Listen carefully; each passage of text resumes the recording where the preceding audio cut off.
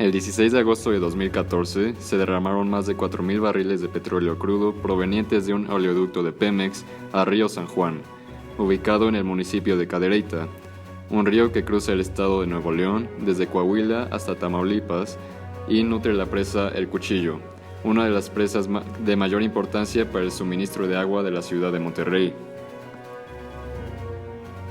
Aunque las evidencias de los daños ocasionados por el derrame ya no son físicamente visibles, se ha detectado que las instalaciones de la refinería siguen expulsando al exterior aguas residuales que contienen hidrocarburos y aceites.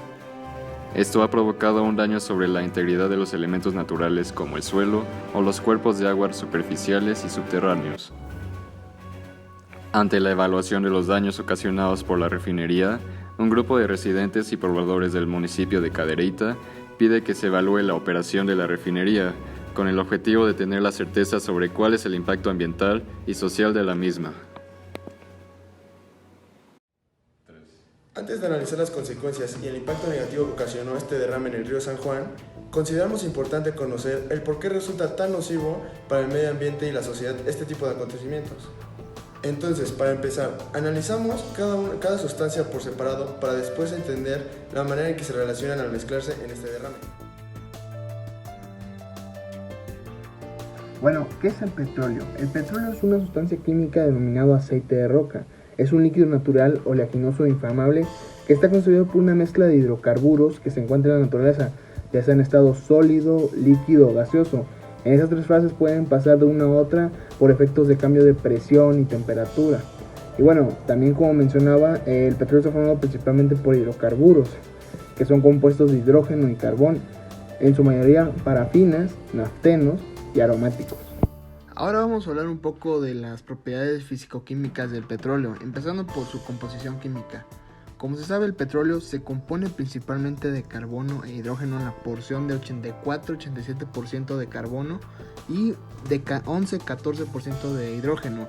Contiene abundantes impurezas de compuestos orgánicos en los que intervienen componentes como el azufre, oxígeno, nitrógeno, mercaptanos y entre otros. Alcoholes mezclados también con agua salada, ya sea libre o emulsionada en cantidad variable. Como impurezas se encuentran también diversas sales minerales como cloruros y sulfatos de sodio, entre otros. El color del petróleo varía de amarillo al rojo, pardo y negro. Por luz reflejada, el aceite crudo es usualmente verde debido a la fluorescencia. Los aceites medianos, color ámbar, y los aceites más pesados son oscuros. En cuanto a su viscosidad, se mide por el tiempo necesario para que una cantidad dada de petróleo fluya a través de una pequeña abertura. Su volatilidad en el petróleo crudo depende de los puntos de ebullición de los diversos componentes, y su fluorescencia es el aspecto que presentan los hidrocarburos líquidos y gaseosos por el efecto de los rayos infrarrojos. Al estar constituido por varios grupos de hidrocarburos, estos son compuestos no polares, donde sus moléculas se encuentran unidas gracias a las fuerzas intermoleculares de dipolo inducido. Es justo esta característica la que ocasiona que el petróleo no sea soluble en agua, permaneciendo en la superficie arrasando con el ecosistema marino. Hablando de su densidad, el petróleo es más liviano que el agua. Su peso específico es influenciado por factores físicos y la composición química del crudo. Hablando del olor, es característico y depende de la naturaleza y composición del aceite crudo. Los hidrocarburos no saturados dan olor desagradable debido al ácido sulfúrico.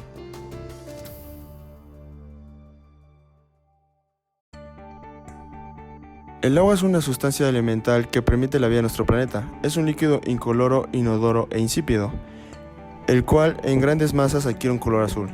La composición y estructura molecular del agua son responsables de las propiedades físico-químicas que la distinguen de otras sustancias. El agua tiene una estructura molecular simple. Está compuesta de un átomo de oxígeno y dos átomos de hidrógeno. Cada átomo de hidrógeno se encuentra unido covalentemente al oxígeno por medio de un par de electrones de enlace. La tensión superficial de este líquido es bastante alta, ya que es muy adhesiva y elástica. Este fenómeno permite que se formen gotas, olas y que se pueda hacer un movimiento continuo de los objetos, entre otras cosas. Tiene la propiedad de poder asociarse y establecer enlaces con distintos tipos de elementos y moléculas. Al ser un líquido miscible, se puede mezclar por completo con cantidades significativas de sustancias diferentes a su composición. Este problema tuvo repercusiones negativas en todos los ámbitos de la sustentabilidad, afectando negativamente el desarrollo económico, social y ecológico de la población de Cadereyta. El petróleo repercute a la salud humana y su exposición no está limitada a la zona de contaminación. El petróleo también puede ocasionar daños a la salud, como dolores de cabeza, irritación en la piel o si la exposición es de forma prolongada, puede causar dolores en la médula ósea o incluso leucemia. Al basar principalmente su economía en la agricultura y el ganado, la comunidad de Cadereyta sufrió notables pérdidas económicas. Se sabe que más de la población perdió su empleo a causa de este derrame, mientras que otros decidieron cambiar de profesión. El petróleo o cualquier tipo de hidrocarburo, crudo o refinado, daña el ecosistema produciendo muerte de los organismos, disminución de la resistencia o aumento de las infecciones en las especies, especialmente en las aves y en los peces, efectos negativos sobre la reproducción y propagación de la flora y la fauna marina, y también incorporación de carcinógenos en la cadena alimentaria.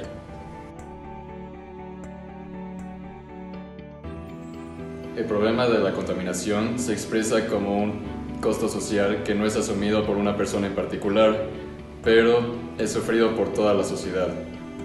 Partiendo de esta perspectiva, se puede decir que el causante del derrame de petróleo es Pemex, por ser propietario de los oleoductos y por ser el que brinda el petróleo a toda la nación. Pemex es responsable de la seguridad de sus oleoductos no solo por el derecho de propiedad que tiene sobre ellos, sino porque es parte del gobierno. Este mismo es el responsable de la seguridad y el bienestar de los habitantes del país, lo cual incluye la seguridad de los oleoductos y los posibles efectos que pueden ocasionar un mal manejo de los mismos.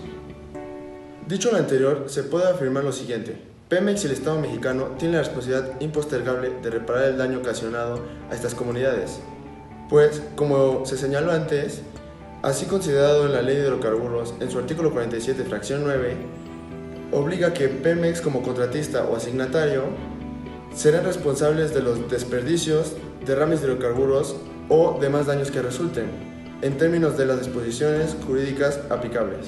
Además, se debe tener en cuenta que el Estado es responsable de la seguridad y bienestar de los ciudadanos que habitan ese territorio, y que Pemex se profesa como una empresa responsable y sustentable. Consideramos que el método desarrollado por científicos del MIT es ideal para situaciones de derrame costa adentro.